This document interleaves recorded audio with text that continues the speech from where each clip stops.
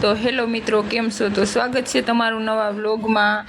અને આજ છે શનિવાર અને અમારે સાંજે 8 વાગે જવાનું છે બહાર મોટિવેશન કાર્યક્રમમાં. તો બન્યા રહીશો વ્લોગમાં. અને અમારા બેન જો હજી મોબાઈલ જોઈ અને અમારે આ કાર્ડ લઈને જવાનું છે. અને આ કાર્ડ આપણે આપ્યું છે ત્યાંથી, તો આપણે આ કાર્ડ લઈ જવાનું છે અને આમાં નામ નાખવાનું છે આપણું અટક સાથે. તો જ આપણે અંદર જવા દે હે.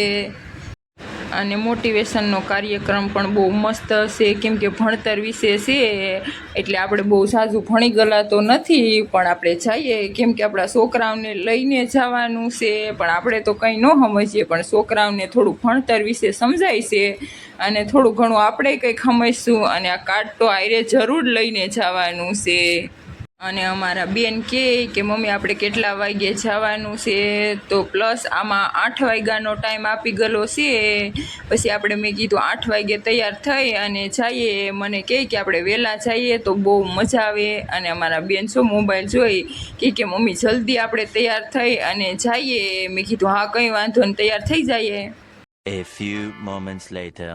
પછી તો ફટાકે તૈયાર થઈને પૂગી ગયા મેન હાઈવે ઉપર. અને વાગી ગયા હતા 8 અને વહેલું જવાનું હતું. કાર્યક્રમ વહેલો શરૂ થઈ જાહે અને 12 વાગ્યા લગીનો છે. તો આપણે વહેલા પૂગી જઈએ તો થોડીક મજા આવે. અને સાંજનું વાતાવરણ પણ બહુ મસ્ત છે. અને સુરત તો ડાયમંડ સિટી રહ્યું એટલે સમકે તો ખરું જ. સાંજે નીકળે એટલે સમક જ મારતું હોય, ગમે ત્યાંથી નીકળો એટલે આમ એટલી સમક મારે ને કે વાત પૂછોમાં. અસલ ડાયમંડ હો. તો તમે કમેન્ટ કરજો તમને સિટીમાં બહુ રહેવું ગમે કે ગામડે. અને મને તો ગામડે પણ બહુ ગમે અને સિટીમાંય ગમે.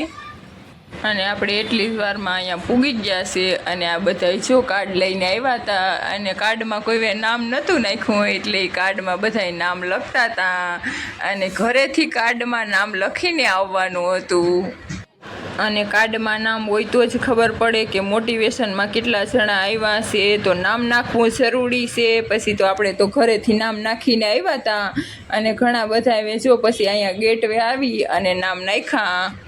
અને આપણા કોળી સમાજનો કંઈ પણ કાર્યક્રમ હોય તો મને તો બહુ જ જવું ગમે. તમને ગમે કે નહીં કમેન્ટ કરીને જરૂર કહેજો.